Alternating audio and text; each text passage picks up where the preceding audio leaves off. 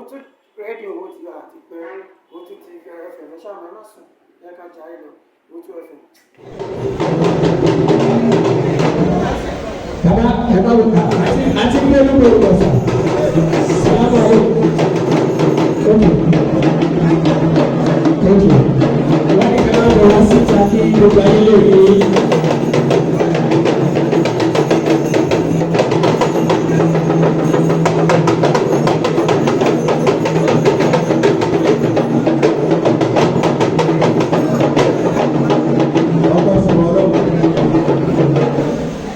Ọpẹ́ fún Ọlọ́run ìbà Ọlọ́run adarí àti ọ̀run ìbà Ọlọ́run gan fún ara rẹ̀ àti gbogbo kọ́dá akíbà fún gbogbo ẹni àgbààgbà tẹ́tẹ́ ní orí rẹ̀ kí Ọlọ́run lè tẹ̀tẹ̀ lẹ́pẹ́ ìbà ọlọ́tún ìbà olósì ìbà ọmọ kékeré àti àgbà ìbà akúnlẹ̀ àti àpẹẹlẹ gan fúnra rẹ̀ àgbájá àti ìbámu abẹ fún gbogbo ìsẹ̀mí ọmọ yẹn wọ́n tẹ̀ ní àárín yìí. Àti ìdúró lọ́ba ara imam Abdulbaka ìyáyà afọláyà awí fún èèyàn nípa ìmọ̀ aṣọ fún èèyàn nípa àlàyé ní ìtòsí pèsè ti ọlọ́run ọba ẹlẹ́dàá rẹ̀ fi dá a mọ́lẹ̀. Ọba tí ó mú bàbá wa imam wá tí ó tún rí gbogbo ẹni tí ń rí lónìí. Aláwọ̀ òpópó ẹni kọ̀ọ̀kan yín lójú o. Bàbá wa ìmáàmù náà ọlọ́run yóò lò pẹ́. Ndí máa ṣe lálàyé fún gbogbo èèyàn nípa ọlọ́run. Alámọ́sá àjọ owó ẹni tí ẹ̀yìn kọ̀ọ̀kan yín. Akí gbogbo òjòkó gbogbo ẹ̀yìn oníjòkó. Ọlọ́run fi ìjòkó ìṣe àpẹẹrẹ fún ẹni kọ̀ọ̀kan wa. Bàbá ìmáàmù àpẹẹrẹ ọlọ́run. Aláwọ̀ àṣáàdá marhaba. Aláwọ̀ àṣáàdá marhaba. Kíkíkí eléyìí ló ti kọ́ kékeré yìí. Wọ́n máa dá àpẹẹrẹ fún aṣáájú wa. Wọ́n máa bẹ fún wọn ní àpẹẹrẹ ní ìyàrá àti bàbá ìyá. Bàbá àìná ayéfẹ́gbọ́ wọlé gbogbo tẹ́ bá wí àlùmọ́sàjọ wo ti tó kọ́ wọ́dọ̀ àpẹẹrẹ wàlá tó yọ lọ́wọ́ fúnra rẹ̀. Àpẹẹrẹ fún bàbá àìná.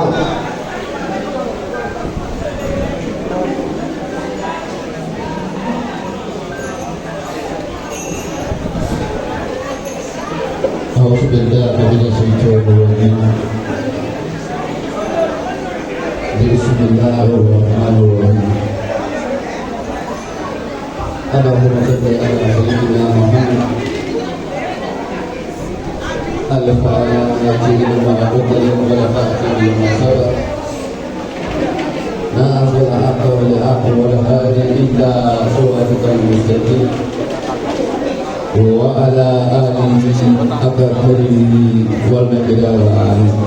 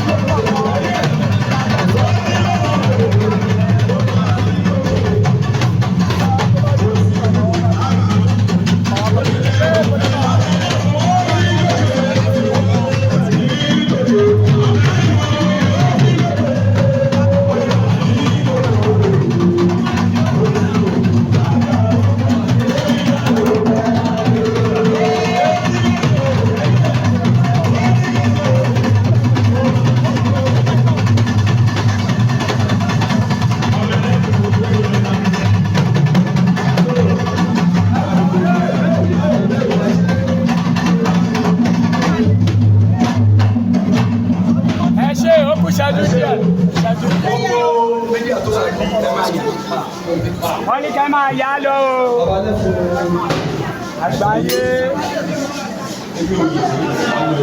àṣẹ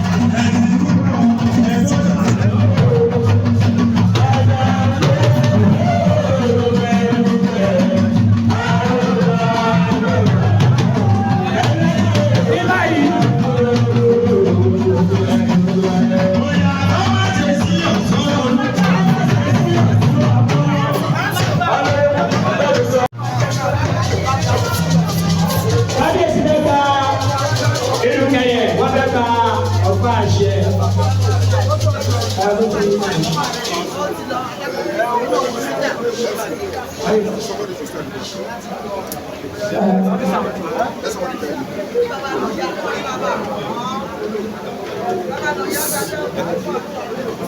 Abeg.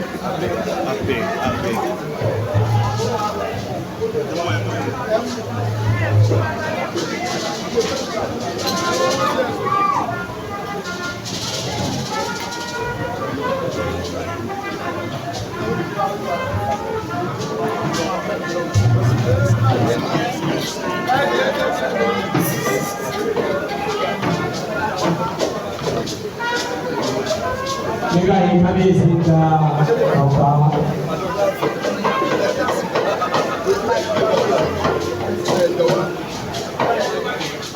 Ọ̀kí àgbáyé ìmọ̀lá sílẹ̀. Ọ̀kí ti ilé ìgbọ́nì jẹ́ wá ẹ̀sìn. Wọ́n yá tó 10,000 lówó ìjọba. Bóyá ilé mọ̀mọ́ látọ̀kùn pa. Bóyá orí àṣẹ ó dàbí lórí.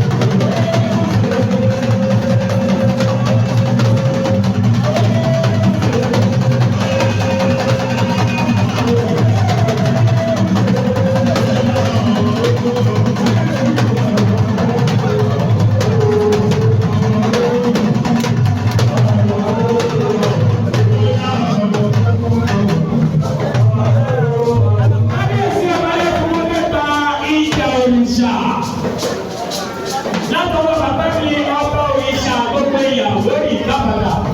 Àyà òrìṣà ni ó gbà òòrò, àyà òrìṣà ni ó gbà. Ọmọdé fún àyà òrìṣà ni ó gbà òòrò, àyà òrìṣà ni ó gbà. Àdàlá ọwọ́ rẹ̀ wò, ọwọ́ rẹ̀ wò, ọwọ́ rẹ̀ wò, àyà òrìṣà ni ó gbà òòrò. Àyà òrìṣà ni ó gbà òòrò, àyà òrìṣà ni ó gbà.